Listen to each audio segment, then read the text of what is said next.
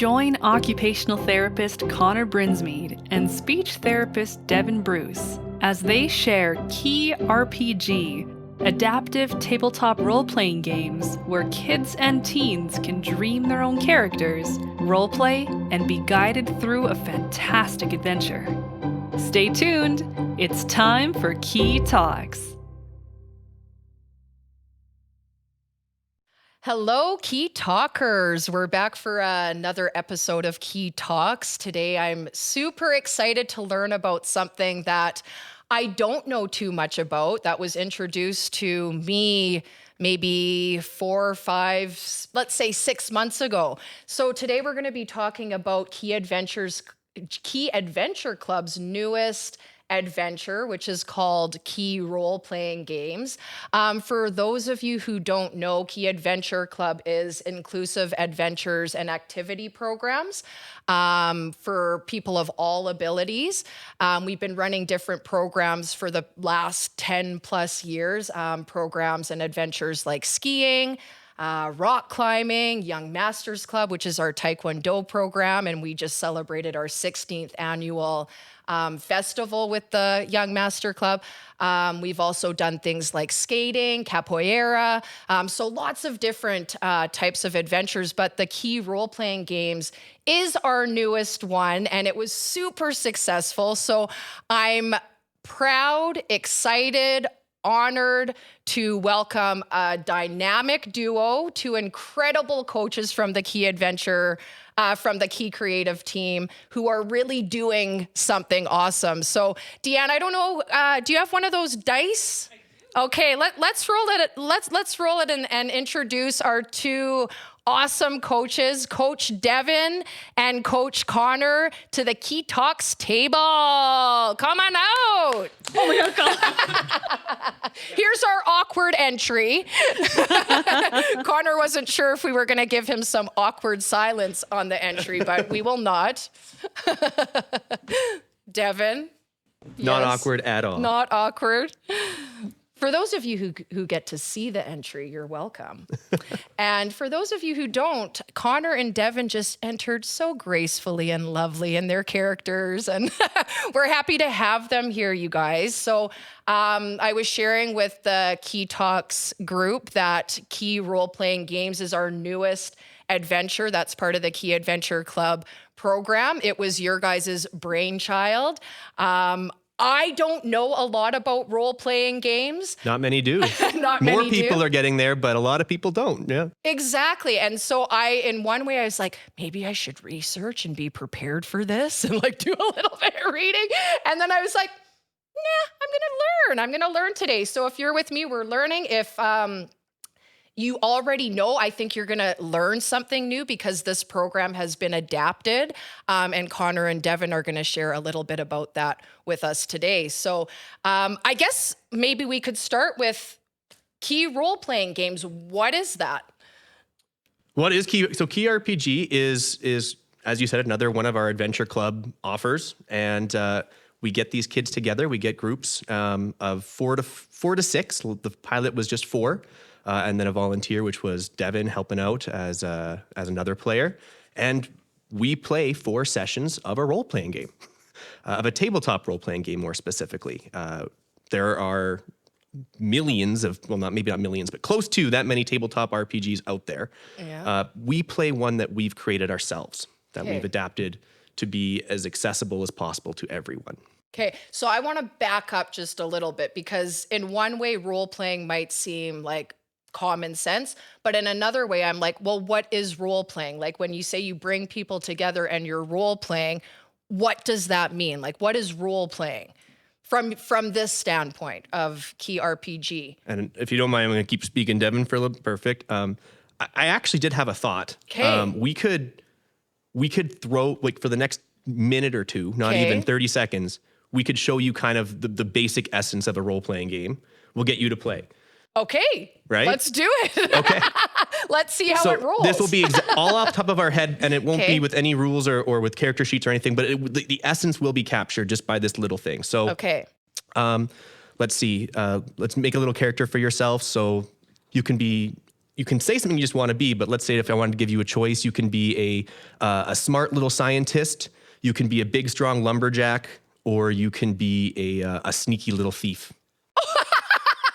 Are those my only options? In some games that might be, you can make your own if you want. I'm just giving you something to start out here. Okay, no, I appreciate that. Let's go with a feisty, furry bunny. Okay, you want to be all right. So you're a feisty, furry bunny. Are you one that can talk? Or are you like a magic bunny, or just an actual bunny like in Watership Down? OMG, I want to be a little magical. I'm like pulling from my daughter's creativity. She loves bunnies. I like kind of being fiery. The furry was another F, so fiery furry is going for some alliteration. So fiery, furry bunny, that's magical. Okay, so again, I'm just going to throw you into a scene, and we'll see how. Not literally, right?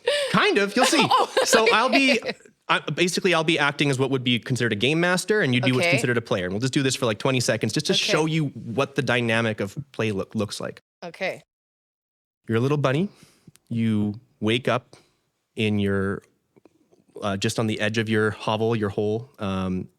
It's colder than it should be. Okay. And you don't feel the presence of your family around you. Oh, okay.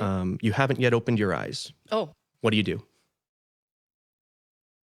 Well, I feel like I just felt a little bit of sadness inside and unsure, and then I'm gonna like poke my head out and look around. Okay, perfect. So you're gonna look around. So we're gonna do what we're gonna call a perception check. We're gonna get you to roll this dice here, and we'll see how well you actually see. So I'm holding a pink dice, everyone. It's nice and big and fun, and I gave it a roll. So she rolled a 6, which is a great roll. So yes. Yeah, it's a 6-sided dice, so 6 is pretty much the highest roll. So you actually, your eyes adjust to the dark very quickly. You're attentive as a bunny, and you're looking around. You catch all the smells, and you catch the whiff of a wolf in the air. Okay. And it's, with the roll of a 6, you know exactly it's like northwest of you, kind of hidden in the trees. You don't know where your family is yet, though. Okay. So I'm starting to feel a little bit scared, but also I feel like my magical feisty powers are also coming into play.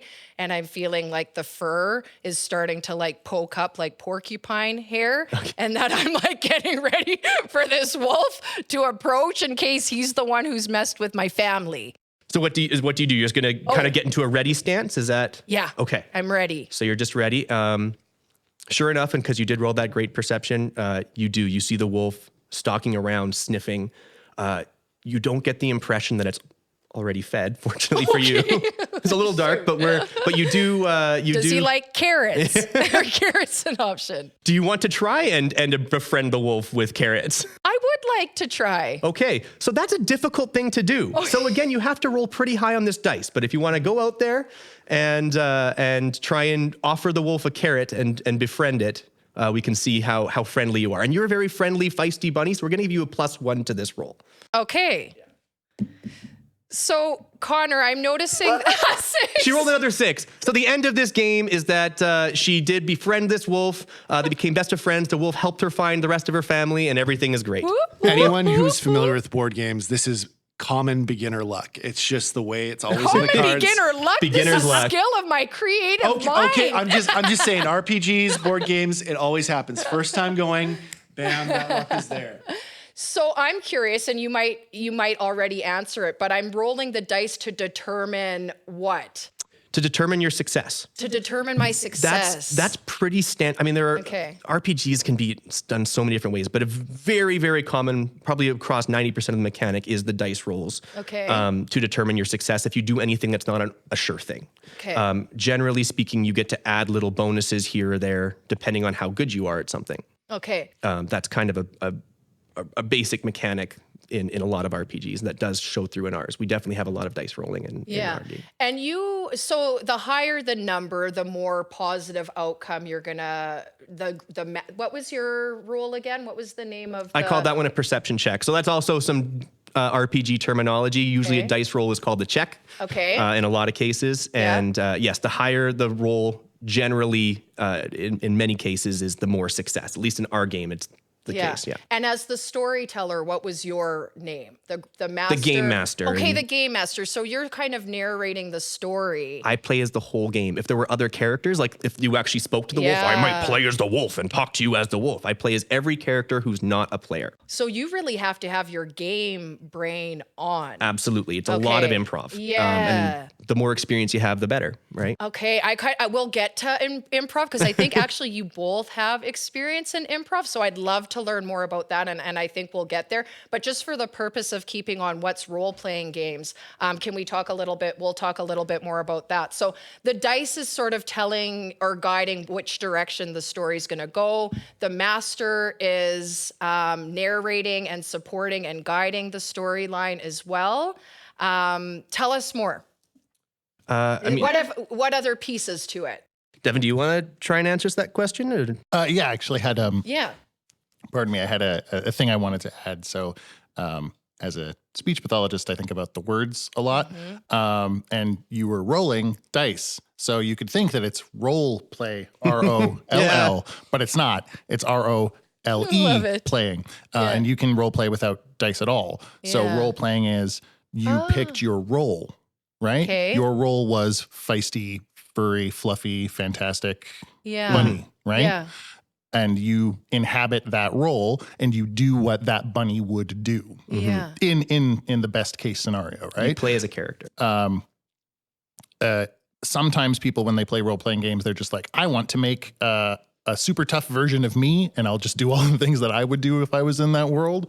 And I wouldn't have to make decisions that are different than I would make in my own brain. And some other people would. Some people would like to take on the role of someone who's very different than them. So it kind of gives you an opportunity to either like play that alter ego self of yours that maybe you're not as comfortable being or playing in your day-to-day life. Yeah. And or you can be yourself and portray yourself that way too. So it sounds like there's a lot of imagination and creativity involved in role-playing games, which is exciting and also a little bit nerve-wracking. So how do people kind of ease into playing these types of games? Or how do you deal with maybe some of that resistance or fear that people might have in playing role-playing games? That's an excellent question. Okay. I mean, and it can be daunting for people at first. I think for me, and Devin might have some answers here too, the major issue is just to be understanding of that. Don't throw them really big open question ideas at the beginning. Kind of make the obvious to start up. Like with you, I made sure to say, you haven't even opened your eyes, right? So it was very kind of obvious choice to say, I open my eyes and I look around, right? That's kind of what I almost wanted to guide you exactly there. And I try and do that for new players so that right off the bat, they're not making big, major imaginative decisions. You're just kind of saying, this is what I do, and getting practice at that this is what I do, period, full stop. Talking, session one often involves a lot of the players talking just to me, the GM, rather than a lot of interacting with each other. It's just kind of a one-on-one, you do this, I do this, just to me. Yeah. And they probably gain some comfort in doing that and security in doing that, and then evolves from there, maybe naturally between them. So we have a bit of an understanding. Did you want to add something? Yeah. Okay, go ahead. Yeah. I think especially to deal with people who are maybe a little anxious about the game itself, you definitely need to kind of lay out the ground rules, and not like rules of this is your, skill check or whatever, but here's how we interact as people around the table. And you can be so we're all going to be playing pretend. And you can just have it be really basic and generic. If you feel uncomfortable, you can leave or whatever. Or if you need to move your body, you can leave. That's especially important for the adaptive nature of ours, right? As he's getting into. But it is important to let the players know what is expected and what's not expected, or what is expected and what is not acceptable at the table. And you can do that through things like safety tools. Yeah. Okay. We don't do that here for Key RPG, mostly because that's a lot of time, and I don't think a lot of the kids are I actually have a trigger warning around this particular area. But for people who some of the fear might not be I'm afraid of letting things go or busting loose. I think if that is your fear, Connor is the GM for you because he will be doing crazy, ridiculous voices probably within the first 30 seconds. So I'd like to hear some of these voices. He sets that tone. Yeah. And then everyone's like, oh, okay, well, I can be at least as silly as that. And then that also helps. Yeah. But also, older kids or older people like, hey, maybe something will be happening around the table that you don't like. Yeah. If you feel that way, it is okay to like say, stop. Mm-hmm. Right? I'm not comfortable with this as a player. Can we work around this? And I think that's also really important to have people feel safe, especially around a group of people you don't know and where everyone's trying to throw in their ideas. Then that's just a way of like, it's not that I don't like your idea. It's not that I don't like you. This is just making me uncomfortable. Can we move around it or beyond it? Sounds like really respectful, and like you really want to create a really supportive, respectful environment where everyone can feel safe to share and also be themselves in a creative way. So yeah, that sounds really awesome. So how did Key RPG come to be? I mean, Key RPG honestly became a twinkle in my eye since my second day with Key Creative when I was joining Retreat and I learned about Key Adventure Club. Tell us how long you've been with Key Creative now, Connor. About 3 and a bit years. Okay, so 3 and a bit years. This has been a twinkle in your eye. Yep. Cool. It was on that retreat that I mentioned it casually to Devin, and he said, I've also been thinking about something like that. So that was always kind of on our mutual brain. We actually really early on had some kind of brainstorming and discussion that fizzled out, and it had kind of a renaissance in the last year or so when we started playing with one of our mutual clients. And then that's how through that this particular RPG was born, and I was seeing the success and how fun it was with that client. And that really made me say, okay, I'm not just letting this be a twinkle anymore. I'm spearheading this. That's how it happened for me.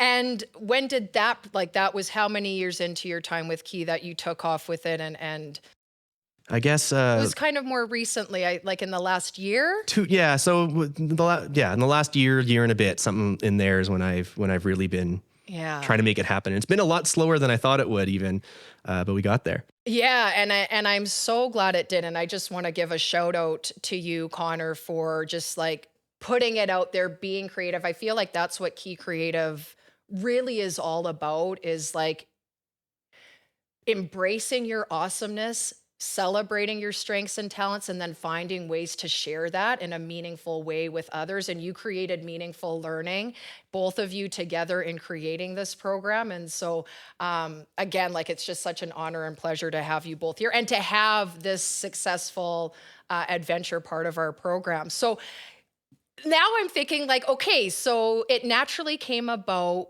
through your work with one of your clients. You collaborated together. You were doing role playing with them. You saw the success. You then made it into something bigger and greater so that more people could be involved. But let's go back. Like, what are your guys' backgrounds? Like, you must have, I alluded to the improv, but not everyone's, has this set of skills and stuff. So how did that come to be for both of you? I'd love to hear for both of you what your experience is. You want to start? Sure. Yeah. I think growing up being a nerd helps. Like, especially like I'm thinking of like Gen X definition of nerd because that is what I am. Sorry to all Give us the Gen X definition of nerd. The person who sits in the basement and doesn't have a lot of friends and reads a lot and likes comic books and stuff like that. Now let me just say that and this is truth. I hope Devin knows this for me. Devin's probably the coolest nerd I know. So we're talking a real cool ass nerd. I mean, like 44-year-old Devin appreciates that. Like 8-year-old Devin probably that wasn't going to get through to him at that point. Yeah, no, that makes sense. So I think the first thing started was like early tween years. Got Marvel role playing, and then this was another thing that I didn't realize was role playing until I started learning more about it. But like choose your own adventure books is role playing, right? You are the character in that book. You are given decisions. You choose what the character would do. Then you continue on. Steve Jackson also had like, what were they? Do you remember? You're a little young, but they were like books. They had a little mini character sheet in the front of the book and you would roll them. I've played a game, like a new one of that genre with a character sheet, but I hadn't heard of it before then. So I'm a millennial. I'm not a Gen Yes. That's Steve Jackson, like the one who does like Munchkin and Steve others. Jackson games. Yeah. I forget it was like, storybooks. They were choose your own adventures, but you would roll and stuff. Oh, cool. And then when I was in junior high, the drama nerds that I was hanging out with was like, oh, you like these kinds of things. Maybe you would like Rifts, which is a particular type of role-playing game. And then that kind of was just like, okay, cool. I have a group of people who all like to do this. And we get together and do this.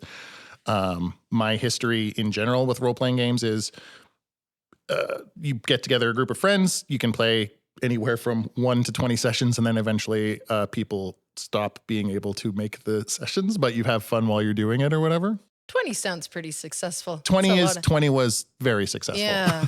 What I love, Devin, is that, it sounds like in one way you were isolated at a young age, and then you were able to create a community and a sense of belonging through something that you and other people were all passionate about. And I think that's a beautiful thing. And I think something that has extended into Key RPG as well. So if I can touch on that a little bit more, because that is a very good point, right? This key RPG can appeal to kids who aren't as interested in going skiing or doing taekwondo, right? There's a bit of a different demographic that this can be their thing, right? And people don't know about it the way that everyone knows that soccer exists or all these sports and taekwondo exist, but kids don't always know about this, and this can be their thing, and it's social, right? They might love video games already, but this is a social way to experience their imagination and play things out, and that's the way it is for a lot of kids. Like Devin growing up and me to an extent as well. So and you have rules, right? There are rules for how you interact with other people, which for someone who may have been a little socially on the periphery, I'm still absolutely terrified that I'm going to insult someone at the table, but at least I know what is expected of me. Like I sit, I play my character, you plan with your other friends and you go through. It's not just like, oh, sit down for a meal and we'll talk, which I can imagine for some people who are not neurotypical or even people who are just shy. Totally. It's just like, oh, no, I would rather do anything than have other people watch me eat in silence. Right? And I love that because I feel like even though you guys set out some ground rules and like try to create a very supportive, welcoming environment, the very nature of this creates a safe place, right? Like the very nature of role playing in one way or another, like at least I think for myself, makes me feel safe that, okay, I'm pretending I'm someone else. So that's that not pretending me. a character is very therapeutic in a lot of ways. Very therapeutic. Like I feel that therapeutic nature of it. And I could see how that could be extended or similar for others. So I really love that. Connor, you tell us a little bit about your background. Leading up to this. Yeah, so it's remarkably similar to Devin's. I was also a huge drama kid from me started in high school. One of my good friends in that group volunteered to be a game master for us, and we've been playing, and it's kind of been history ever since. I've played a variety of different ones, different RPGs since that day. I've led a campaign when I was in high school, and it's so easy to do every week because everyone's got the exact same commitments. We played for almost 3 and a bit years every week. And very successful campaign. So I've played a lot, and I've played when I've been older with different groups, and then my high school group was one that started it all for me. But, okay, so I gotta ask, like when you're starting to play this or you come together as a group, like when I'm thinking board games, I'm thinking you're opening a package, you're laying it out on the table. Is this similar with art, or are you just coming with an idea in your head? So that's a really good question. So for our game, it's almost pick up and play, very close, because we want to avoid one of the biggest challenges with many RPGs and at least getting into them is that first session is a lot like homework and it takes a while. So this is an example for everyone who's watching of a very very popular RPG, tabletop RPG. And you can see that looks like homework. And you can imagine a lot of kids don't look at that and get excited. Yeah. That kind of looks like taxes. Yeah. For the Right? record, that's my favorite. That is my favorite RPG. Yeah. Okay. The crunchy one, anyway. So the first session for most RPGs, especially if you've never played before and you don't like, I can whip out for a lot of games a character like that. But if this was my first time playing that one, the entire 3-4 hour session could be just getting everyone to make a character. And it's a process to start out. It gets quicker and easier, but with our program, with Key RPG, and with any game that you'd want to target for kids, we tried and limited that as much as we can. And that's part of the adaptive nature is you don't have to have the attention span and patience or cognitive ability to necessarily figure that out the way you would taxes. Ours looks like this. Right? Awesome. So just for those listeners who aren't seeing, like he gave to me first just a character sheet that's commonly used. There's lots of detail in terms of what you can choose for your character, lots of detail, things like that. And then Connor showed us the Key RPG sheet, which is very much simplified. One of the things at the top says do something awesome. So character that's the sheet. name of the game. So in Key RPG, we play the game, do something awesome. I love it. So Key RPG is the adventure program, and the name of it is Do Something Awesome. The name of the game we play within the adventure is Do Something Awesome. Got it. Love it. And then this is the character sheet that guides each individual player into creating their character. Yes. And we wanted it to feel like a goal. How this came about, how this character sheet, the birth of this game was we were playing a game designed for kids with that client that I mentioned. He was really enjoying it.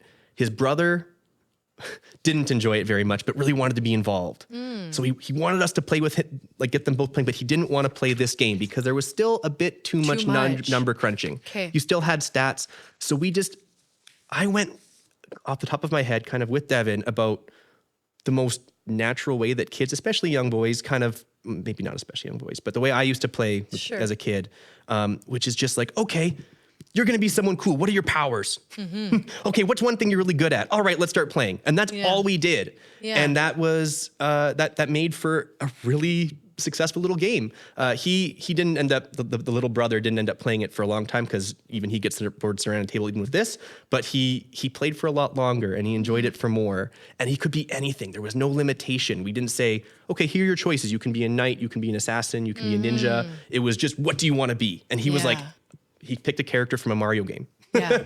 What I love is that you adapted what you were doing to create a way for everyone to be involved and to include everyone, which again, I think is what Key Adventure Club is all about, and specifically this adventure. Do you want to tell us a little bit of what the details are on your Do Something Awesome character sheet? It looks so fun. Viewers can't, the people who are listening can't see it, but tell us a little bit about what a character sheet involves. Okay. So to start out for a character in Do Something Awesome, it's as simple as saying to the kid, pick a name and pick what you want to be.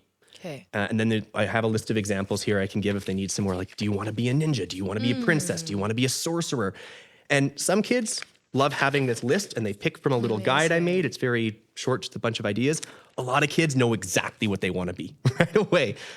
I want to be a cybernetic dog, right? That was one that happened in our last one. Love it. So some kids just have it ready. They've been wanting to do this forever anyway, right? They've always been thinking of this stuff.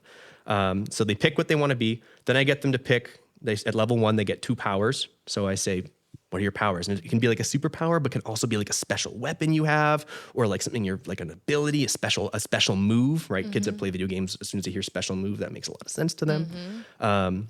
So, and then again, I have a list of things they can choose from if they need a reference, but a lot of them kind of know, right? Especially once they say like, I'm a cybernetic dog. Okay, I'm going to have a sonic bite or a sonic bark, right? They kind of connect those dots, or maybe they don't. Our pilot project had a hockey player who he could fly, right? So he was whoever the hockey player, and his first power is that he could fly. Great, he picked it from the list. He thought it sounded cool, and then you pick one expertise at level 1, and that's I try and get kids to choose an adjective for that.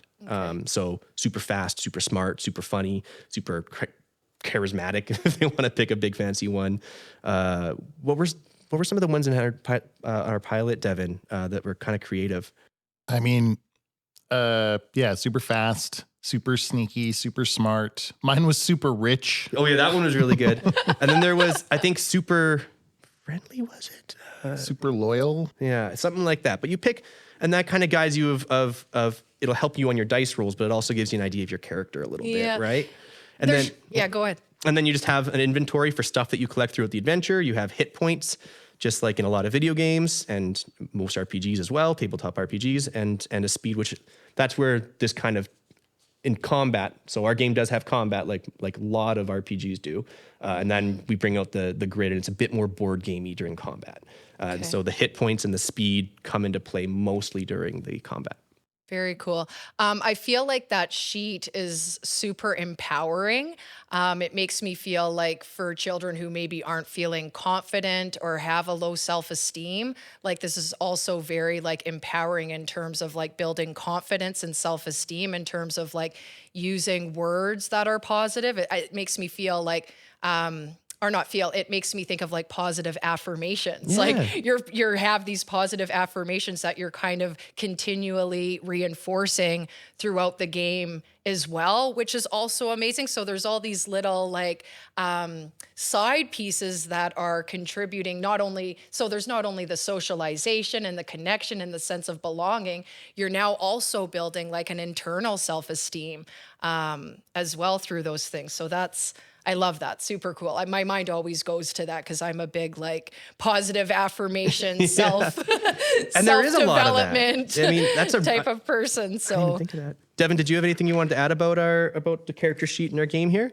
I think it's interesting just how it developed as we played both in the one-on-one therapy context and then also in the adventure club context. So experience points was not a thing in the system at first. And that was a thing that we had added with the client where it's just like, well, can you get better at this? Or are you just stuck at this at the whole time?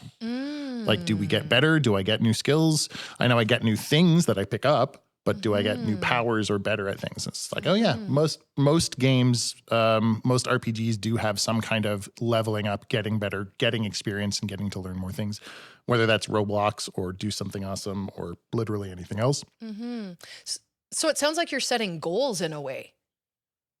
No, can be not. It just in one way you're setting yourself up to be able to achieve maybe something more than you started at. That's an accurate way to say it. I wouldn't say so. Experience points in this game and in most RPGs is whether you collect experience points or you pass certain milestones, you get points just for doing that, and you get to add your character sheet. Okay. So in some that might be making the numbers higher, so you get to add bigger numbers to your dice roll. In our case, you get to have more powers, more expertise, more hit points. Cool. Yeah. The other thing that just having it color coded without being messy, overwhelming, just like, where are my powers? Powers are green. Where's my expertise? My expertise is blue. Like, it's just very clearly there. It's also great for all ages. This game was not meant to be just for kids. I've play tested the game with adults. It's meant for older teens. If you compare it to this one, which is the first game I started playing individually with my client, that is an existing game.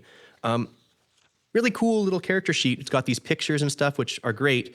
A little bit, it's very much geared for kids. I think a lot of teenagers would feel patronized playing with this character sheet, right? So while pictures are great, especially for kids with autism, we opted for no pictures. It's a very colorful, but at the same time, attractive in a universal way, right? Yeah. This isn't just for kids, this look, right? Yes. So what we haven't, I think, mentioned, at least from my memory, is that Connor's an occupational therapist and Devin is a speech language pathologist. So I'm curious, like, how you used those hats in the creation and implementation of this program. Yeah, I mean, from the OT perspective, my OT hat is completely ingrained into every single aspect of it. I think starting with, I'll talk about how it's incorporated into the game of Do Something Awesome, and then also how it's incorporated into the program of Key RPG. So the game of Do Something Awesome is not a marketable game at this point. I could not sell this. It is just this character sheet. There's no real instruction book. There's so much unanswered questions like, how do you handle this scenario? And that's what these big, complicated character sheets of the other games are ready for. They're ready to cover all the scenarios. What exactly is the answer for every little thing you might want to do? This game doesn't have that. I have to make rules up on the fly for if a person's superpower is a mega jump, what does that look like in terms of actually playing it out? So there's so much unanswered questions when it comes to this character sheet that it enables me as an OT to build it up in real time to a level that suits every participant, right? So when we played at the pilot project, there was a teen who was experienced with tabletop RPGs. He's played a whole bunch. And he, for one of his powers, said, hey, can I make it like a cone style shot? Which is, again, if you know RPGs, that might make sense to you. And I said, yeah, that makes sense. We talked it out and we figured it out and we had so we kind of had his power in a way that made sense for him and was a bit more technical. And then for the other kids that were newer, it was a lot simpler. Yeah, you can fly. I'm going to say you can't fly much faster than you can run, and we just kind of figure this stuff out as we go. So you're not constantly having to reference a book, check all these little things. We're just playing to the level that kids want. So kids that want a lot of rules and a lot of answers, I can give those to them kind of on the fly because I'm experienced as a GM and as an OT. If they don't want all those rules, I can just kind of make it more general and vague. And so that's how the game is made adaptive. It starts off with very bare bones, and we can build it up a little bit to meet the needs and wants of each individual player. As a program, again, the OT hat never comes off. In terms of I set up, I use a lot of. Okay, let me just get my thoughts here because there's so much to say in this area. There's not one major thing I can say about the program itself that is what makes it adaptive. A lot of what we do could be seen in a lot of other programs for RPGs, but it's the deliberate use of all of them very specifically that I think makes this program so adaptive. For one, combat, for instance, we use this character map, right? That can be done in what we call theater of the mind, where you just play out the battles in your mind. It could also be done on really basic graph paper instead of this really pretty stuff that makes it more interesting. It can be done with little tokens instead of drawings of your character that you can stand up. We try and implement as many interactive visuals as we can into the program. And that's A, because it's more fun, but B, it really supports kids with autism and other different capacities, right? That concrete, relying less on the symbolism and just something to actually see and sink your teeth into really helps. I also prepare a slideshow for before every session of what we're going to be, of literally pictures that I find off the internet to represent the places or characters that they encounter. So they have something to visualize. So when I say you're parachuting onto a tropical island, I have a picture of a tropical island and I can kind of point to it and say, you're kind of landing in these trees here. So I give them a lot of that visual. And generally that's not something that's it necessarily included. It's not necessarily included, especially in small games. I mean, because there'll be different levels of it. I mean, there can be plain vinyl mats instead of this, but it's the deliberate inclusion of all of it as much as we can, right? And especially in a world where a lot of RPGs are moving on to putting the combat and visuals on screens only, and then the players can say, okay, I want my character to move up there. Can you, as the person using the computer, move my character up there? That's just that sense of removal. I want the kids to be able to grab their guy and move it and just be really directly engaged. So that is one way that the program is very adaptive. The other one, from an OT perspective, is just the understanding of every kid's needs. I mean, the experience with it. A lot of tabletop RPG groups, courtesy is a big thing, and getting up from the table or showing like you're zoned out or anything like that might just be seen as kind of rude. And hey, can you please pay attention?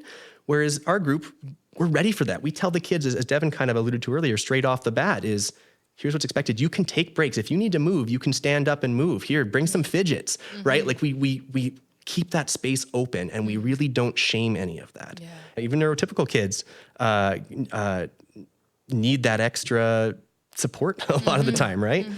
It's just that consciousness and intentional aspect of it that is appreciated, and I think so important, like you said, for anyone and everyone. And you can expect that at Yes. Key RPG. You can expect that. That's exactly that you're it. coming into a place that is going to be open and adapted for whatever your needs are, with some guidelines and boundaries to support that.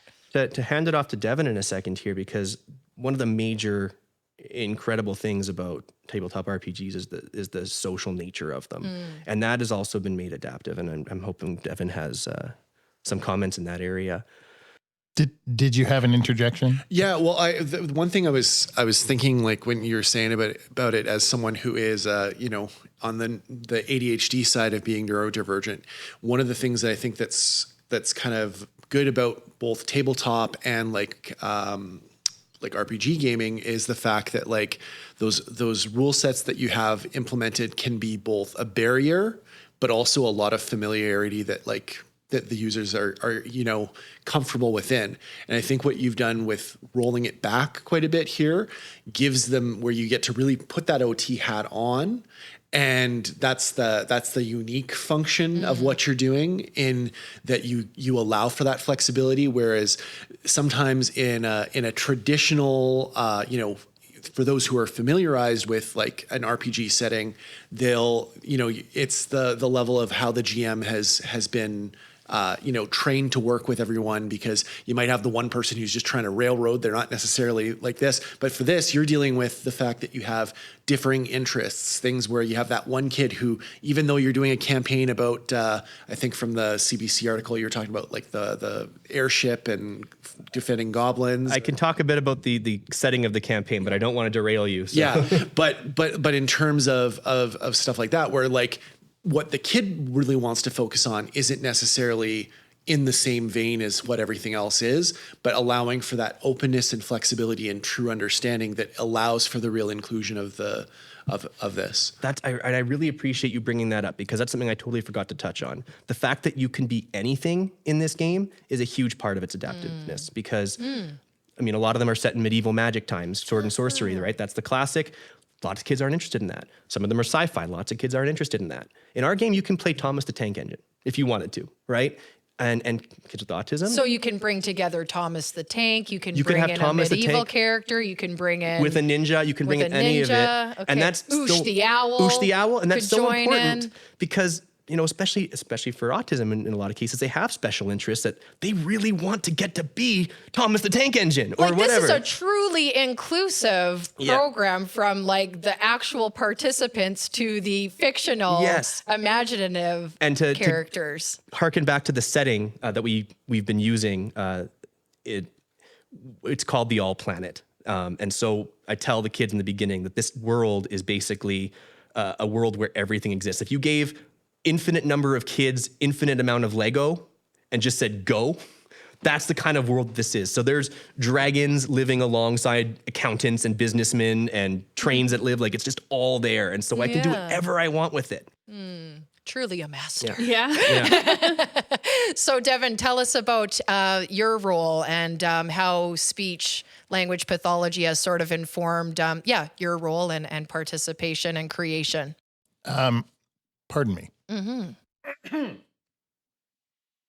I'll start with the facilitator part, because that's not a thing we've really talked a ton about, and I think it's really important, not just because I was the facilitator, but I think because again, you have kids with different levels of familiarity with this kind of activity, plus kids who have different levels of comfort with interacting with other people or trying something new, or that person's bugging me, whatever, right? You're gonna and Connor, or whoever the GM is, I'm gonna say GM and facilitator. To clarify what he means by facilitator is he played as a player in the game, whereas I was the GM in this case, and we're going to be switching that role in the future. But. In the future, we'll switch it up. But he was running the game, and I was another player. But I wasn't just there to have fun with. Although it was okay. So how is everybody around the table doing? Mm-hmm. Right. Does this person maybe need a break but is so into the game that they don't want to leave? Oh, well, then a facilitator can be like, oh, hey man, you okay? Yeah. Like, do we need to take a break? I'm starting to feel antsy. So then like modeling that kind of behavior or doing it for somebody else. Especially a therapist facilitator who's got those instincts, right? Yeah. Like Devin does. One of the kids, one of the ththings about the theater of the mind is that some people cannot picture that. They cannot create, as you could have the best person describing, you walk into a deciduous forest, you can hear birds in the air and blah, blah, blah, blah, blah. Eventually someone around the table is going to be like, okay, I feel like I'm just in the Matrix right now. Like it's just white and like you're telling me these things. That kind of thing can be helpful, the maps and the visuals and stuff. If you also have a difficult time coming up with ideas, and oh, I don't know, having the rules while having two people helping set up character creation simultaneously can be really helpful. Also giving kids opportunities if you see that they're excited, if they haven't shared a lot, being like, well, I thought about this, but I'm really interested in what X person was thinking, or I saw your eyes get really, really wide. I really want to hear what you have to say. And that can facilitate. You're looking out for all those things. Yeah. So I have just a question and then I'll let you, is there a facilitator in other RPG games, or is this unique to Key RPG having a facilitator?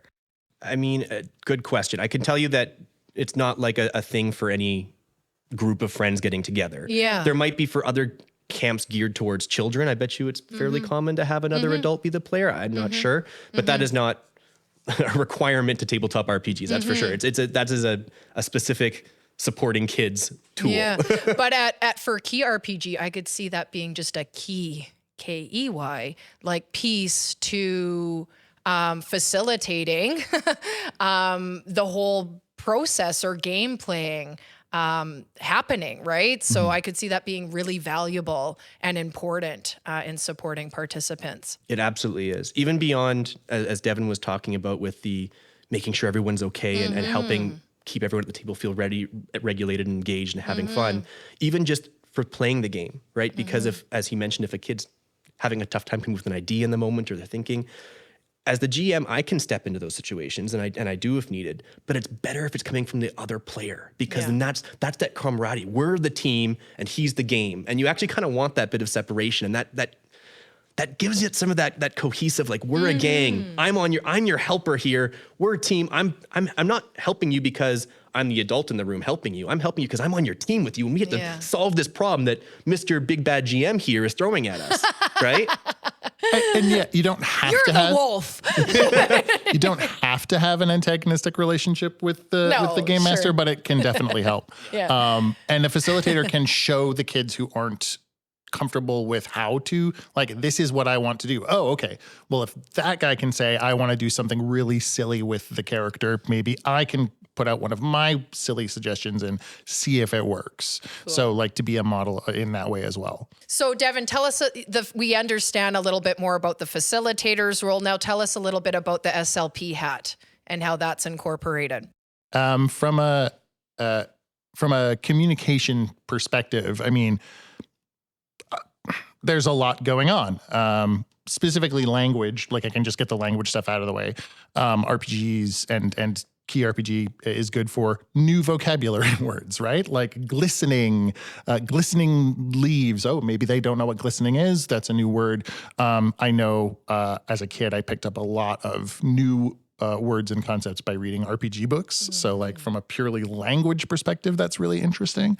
But a social communication perspective is much more, that's what this is more about. So you could go, and I'm not going to put any company names or anything, but like from a social communication perspective, there is a lot of group planning and how to interact with someone and how to problem solve with someone else out loud, how to take other people's ideas and modify them, how to be okay if your idea isn't universally loved by everyone, how to feel comfortable sharing your idea. Maybe you are the really quiet shy person in a table full of loud, raucous people while you still have a cool idea. Let's see how we can make that work. And even just modeling like, hey, I've been monopolizing this conversation a lot. Why don't you have this? Or, that kind of, like I said, it's a structured way to interact with people. And some people really crave that. Like, I need to know what to do. And if I don't, I would rather not participate. You know what to do. You've gotten together for this activity, and the activity is executive functioning skills. It is planning with a group. Something goes wrong, so you can't stick to that plan. So you have to shift. You have to do all that kind of stuff. That's all social. Ooh, I almost said the name of the company. That's all social communication. That's all social interaction. And that's what's really important. Does this work for people with more of a language disability? Probably. We probably could do that. But it's more aimed for social communication and social interactions. I would actually love to see if we could do this for a group of kids who actually do have a language disability. And it's just like, here are the words you can learn, right? The words on your sheet are the words that you're going to learn and know what they mean by the end of the day. You or the heard end of it the here, session. new program alert. or just yet another thing we add to the character sheet. Who knows? Yeah. I feel like I have an image coming into my mind, like you're a little angel on everyone's shoulder, just like helping them along and making sure they're safe and feel empowered, and this little bright light around everyone, which takes a lot of empathy and like attunement, right? To like each player, because there are such diverse needs and, or can be such diverse needs and thoughts and things like that. So yeah, you're a beautiful angel in my mind. He is. Thank you. May I add one more thing about the therapeutic aspect, or were you going to keep going? Absolutely. No, I'm good. Okay, I just wanted to throw out there, because also related to the social aspect as well as the OT aspect is all the sociability happening around the table is one thing, but you can actually in the game practice. Was that where you're going? No, I'm glad you mentioned it because I did forget to say it. So thank you. In the game practice, either social skills is the easiest one. Like your characters are interacting with other characters, and Devin can talk a lot about that. And I could, as a GM, I could make some of those characters be a little bit annoying, and they have to learn how to put up with an annoying character or a character who doesn't listen very well or any of that. I can throw those just right challenges at them. And I can do that in other capacities as well that I can't think of off the top of my head. Can I give the example of the Hang Lucians? So Connor threw in, and I think this was just such a great idea. Like, there's one of the super cool surf people. They're a tribe of surfer bros and dudettes, and there was a tribe, and the characters met the tribe. And the tribe was like, "Oh, yes, you need something from us. Well, we need something from you. One of our villagers left. He just left one day, and we don't know why. We don't know what happened. If you can find him, maybe we'll help you out." So that was when they met him. He was just like, "I just don't want to talk about surfing all the time. All they want to do is talk about surfing and partying and stuff, and it gets really boring." And Connor led them all through like, well, how could you make this person feel included in the group? And it's basically like, oh, I have a thing that I'm really interested in that nobody talks about. I really like books. And it was like, oh, well, maybe if we got them interested in talking to you a little bit about books, then you would feel included. And that is like specialized interests, or realizing that you can't just talk about partying / whatever, like you can't monopolize the whole conversation. That is an example of practicing a skill in the game that is also a skill in real life that you need to practice with other people. So if I were doing that in a therapy context, it would be like, let's act it out to get them to think, oh, this is another therapeutic exercise. I throw it into an RPG, and I can do that exact same thing as explicitly as I want, but it's part of the game and it's really fun. So it's really... And you take away, the charm or bluff or intimidate roles that would be on this much more complicated sheet, and just like, let's act it out.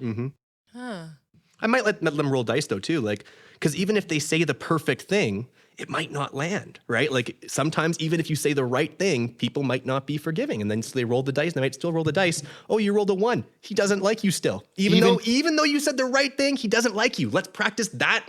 Just being okay with that. Yeah. Even with your bonus. Yeah. Even if you roll a 6, sometimes it's just not going to happen. Yeah. Yeah. Geez, I'm just like blown away and I guess impressed like with the skill and empathy and intentionality that you guys like approach this with, and just feel like such gratitude for like the players and participants that get to be part of such a loving and welcoming community that you guys are creating with this. I love it. Love it. Thanks for letting me add that in there, Devin. Yeah, happy to. So do something awesome. I can't help for that to stand out to me. We talked about it a little bit at the beginning, but tell us more. So, I've laid out kind of what's on the character sheet and how you play it. I will talk a little bit about the name of Do Something Awesome and what that's kind of about. We really want to encourage these kids to do something awesome in the game. That's what I think all RPGs should really be about, is people just wanting to do awesome stuff in this pretend world.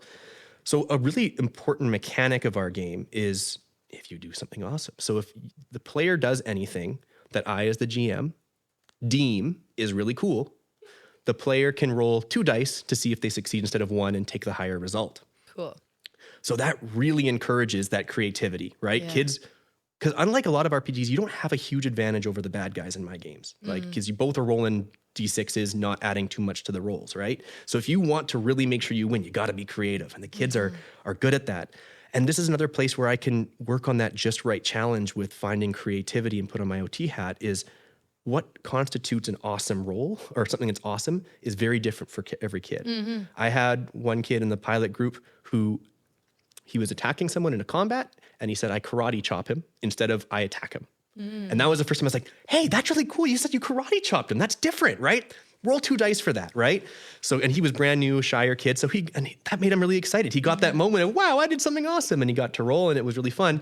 The other older kid at our table who has a lot more experience with these games, he kept on coming up with like brilliant maneuvers. Like he was in a giant mech at one point, and he's like, is there an eject button? Can I eject at the bad guy? Like, and just doing these really creative, and that's a standard I held him to, right? Yeah. He couldn't just say I karate chopped and I'd give him the 2 dice. He had to do stuff like that. And he loved to do stuff like that. And he got to experience that do something awesome moment. So that is just such a way to encourage the creativity, encourage the role playing, and give kids those moments of like, you are doing something awesome. And for everyone on screen, when they do roll the 2 dice, I don't let them use these little dice. They have to roll these big giant foam dice. We call the awesome dice. So it creates those really fun moments. And that's kind of the source of the title of Do Something Awesome is you gotta do something awesome. Also, it works on the fact that a little bit of acceptance, because sometimes, especially later in the game, the kids will like have a thing like, can I roll 2 dice for that? I'm like, I don't think that's quite awesome enough. I think you got to work harder to be awesome, and they have to kind of accept that. Yeah. So that acceptance and so many little things come into play all the time when you play these games. Yeah. Go ahead. So Devin. it's also a built-in way of raising the stakes because karate chop might be awesome the first 2 times you say it, but the 20th time you say it, it's not awesome anymore. It's not new and creative and outside the box. It's the thing that you do. So the do something awesome mechanic is just like, well, that used to be awesome. Now it's normal. What's a bigger, better, more creative, more interesting idea? So it gets them thinking about it in that way as well. Oh, and I love that, because the way we've talked about awesome on a previous podcast, and awesome being something that's amazing, surprising, beautiful, and powerful. So it's really inviting sort of that aspect of the awe-inspiring also, right? So really, really love that. Okay, so we're sort of nearing the end here, and I'm thinking about I'm stuck on the magic of my furry, feisty bunny. But tell us about some of those magic moments that stood out to you in your pilot project adventure. I'll do one that's not around the table, or that is around the table, but it's not based in the game. So one of the things that, as the facilitator that I was doing, especially when, Connor's being pulled around, like, oh, the parents want to talk to Connor, or the people who are running the store want to talk to Connor, or Connor's got to do this and that. And I'm just like, let's make sure that the children aren't burning things down. Not that they would, you know what I mean? It's a figure of speech. Yeah. And I went into the room, and I usually would just go in and they'd be like doing their own thing or whatever. And so I'd try and like, hey guys, how was your Friday? Or like, what are you excited to do? And then on the third session, I walked in and they were all, 3 of them were standing together around the table talking about something. And I was like, I'm going to go. You don't need me in here. Yeah. You don't need the adult to facilitate this conversation. This conversation is happening. So let's let that happen. And that would not have happened the first or second day, because they're just starting to get to know each other, and they're starting to get to figure out how to interact with each other and so on and so forth. But like, oh, you are engaging like a group of friends who have come together for this, and not just a group of people that, your parents signed you up for this thing. Yeah. Like you're now enjoying spending time together when it's not about the game. That's huge for me. Oh, it's huge. Yeah, that's awesome. Some of the moments that I thought were incredible are more in game that them starting to communicate with each other, right? So session 1, as I think I mentioned maybe earlier on, was very much everyone's kind of in a silo talking to me, right? So you guys are in this situation. What do you do? Everyone would kind of tell me their individual little action talking to me, right? And that's fine. That's kind of where I expected it to start. Session 2, I didn't expect it to happen this fast, but session 2, that started to change very drastically. And it began with a combat scene on our grid, moving around, and they started to strategize with each other. Like, oh, you're already going over there? Well, then maybe I'll go over and take that one. Oh, but if you could, and they started strategizing as a group. Really simple stuff, but they were really talking about it together. And that's where it began. And I saw that throughout after that. They would have conversations where their characters would interact with each other, as well as them interacting with each other, not just to me, the adult, making it easy. Another similar, truly incredible thing that I loved is Devin's couldn't make the last session. So for the pilot project, it was just me, no facilitator. And it went okay, not as well as with the facilitator, but it went pretty well. I wrote into the story that his character was kidnapped, and his character was a steampunk centaur. So he was actually like part of him was disassembled. So they had to like actually rescue him in his kind of unconscious robotic corpse, for lack of a better word. And that they were not leaving him behind, right? Like I threw him there, and they made such a point of where's Theseus, that's the name of Devin's character. Where is Theseus? How can we lift him onto this truck, or we have to work together? And that to me showed that like they see themselves as an adventuring party. They develop that camaraderie that I kind of want to get out of it. That gets that sense of real friendship in a way that's accessible and not, as Devin was saying earlier, it has those rules that help you kind of grease the wheels of socializing, but they really, I mean, the fact that they cared so much, that was such a big part. They didn't just say, oh, Devin's character is, Beautiful. Yeah. I love that. Thank you for sharing that. So what does this mean to you, Devin and Connor, as that 8-year-old boy or that high school student, when you see yourself now doing this game with these participants? I know that's heavy, but I'm just feeling so moved by like it's a dream what come true. you've created. Yeah. I mean, getting to be a GM for any part of my paid job is incredible, right? I mean, I am getting to do something that I love, that I'm passionate about, and I'm getting to do it for my work. I'm getting to do it in a way that I got to see it does meaningfully impact these kids. Yeah. It is a dream come true, really. That's the best way I can say it, Devin. I don't know. Thanks, Connor. I think it is, it's an extension of the dream come true in a very similar way. I always was just like, I work with kids, so I get paid to do a lot of like tough brain work, but also I get paid to play Play-Doh or like read storybooks, and this is yet another one of those things that personally I get a lot of satisfaction out of doing. So it's nice to be able to incorporate that into the way I earn my living. But it's also a nice way to show, like, I know how important this can be to someone, developing friendships, developing how to understand how the world works, how to understand how other people work. I remember my first original job that I wanted to do in between paleontologist and speech pathologist was police scientist. And that was because I learned that that was a job you could do from playing a role-playing game. I was like, that's a thing you could do? I'm learning something new. Yeah. Right? So police scientist. having all of these, right? Like CSI, right? Like Yeah. before CSI was a thing, I learned about it in Totally. the role-playing books. Interesting. So having that, I kind of lost my train of thought. Knowing the anecdotes, right? The anecdotes of how this is useful, and then being able to see that used in a therapeutic session area. Even though we weren't doing therapy, it was still adaptive. It was still Inherently really mindful, therapeutic. inherently therapeutic. Even like we weren't like, okay, so these goals are what we're actually working on. It's just like, this is what it is. And to show that this targets 5, 6, 7, 8 different skill areas should you want it to. This can give you a way of expressing a part of yourself in a safe place. All these people around you, you're not doing this if you're going to go for improv for a second, you're not doing this on a stage in front of people who have paid and will either boo or applaud you. Like, you're doing it all together. Yeah. And you're brainstorming. There's no bad ideas in brainstorming. If it's like, I'm going to jump off of this airship and like land on that dude. It's like, it sounds like a pretty terrible idea, but like, you're safe to do it, so let's try it, right?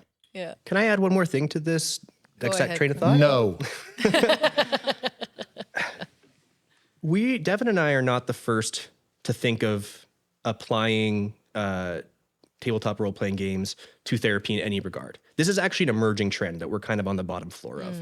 And the reason I think that's happening is because these are becoming more mainstream, which means therapists are playing this game just by virtue of more people playing this game. Therapists are playing these games. And I think, like it was for me, the connection is obvious. It's not like I was like a genius to see through this fog, or Devin was a genius to see through the fog. Wow, therapy and RPGs, they might work.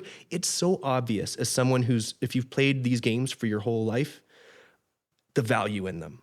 It's there. You know it because you felt it yourself. And everything that's come out of it that Devin was talking about just now. And so I think the reason it's becoming more of a thing is because as soon as a therapist has any background in these games, they say, I can apply this. Amazing. Amazing, surprising, beautiful, and powerful. You guys are truly doing something awesome. And it's an honor to be witness to it and a part of it. Do something awesome. It brings me back to like create your awesome, and just like how it's such a connection to our whole vision. I think the thing I love most amongst so many things is the sense of belonging that you've created. And I think that's what makes it so unique for you guys, is that you're such incredible, special people who are creating such a safe, loving space for people to share their own awesomeness. So thank you for doing that for them. Well, I think you can roll the dice, both. What, for a 6 we keep going? For You don't Part need, two? we got to Part keep two? down part 2? Part two. I think every single time we've rolled the dice today, it's been a 6. It's a lucky day. I guess not with your little dice, but with the foam dice. That's foam why it's the dice. awesome dice. Yeah. All right. Thank you. thank We'll you. leave it there. Thank you. Yeah. Thank you for inviting us and letting us put this program on, and for Key Creative for being so open to it. It's Yeah, been so you're fun. welcome. Any final thoughts? You don't have to, but if Email me. Deanna will give you the information if you want to get your kids signed up. We'd love to have you. yeah, cool. Email Connor. We'd love to have you. Awesome. Good. Like and hashtag, follow. Wait, this might not. We need to hear one of your voices, Connor. I've been waiting for. You got a little bit of one earlier. I know I heard the surfer dude, but you had a parrot one that was. But that one's annoying and hard to do. I can do it, but it actually annoyed one of the kids at the table. Yeah. But I mean, he was a airship captain who was a giant parrot, and so he just went, welcome aboard, everyone. Can't wait to have you set the high sails. I'm not an actor, but that's the thing about these games. You don't have to be good. You just have to do it. Like He's not an actor yet. Awesome. Thanks, guys. Cool. Cheers. Cheers. Oh, wait. Whoosh it out. Oh. 1, 2, 3. Whoosh. Key Talks is a project of Key Creative. We hope you found this episode informative, thought-provoking, and enjoyable. To learn more about the topics covered in this episode, visit our website at keycreative.com. That's QICreative.com. Key RPG is offered by the Key Adventure Club. Go to keyadventureclub.com to learn more and register. For questions about Key RPG and how to join, email Connor at connorbrinsmead@keycreative.com. Don't forget to subscribe to our podcast on your favorite platform so you never miss an episode. And if you enjoyed this podcast, please consider leaving us a rating and review. It helps other people discover our show and lets us know what we're doing right. Thank you again for listening, and we'll see you next time.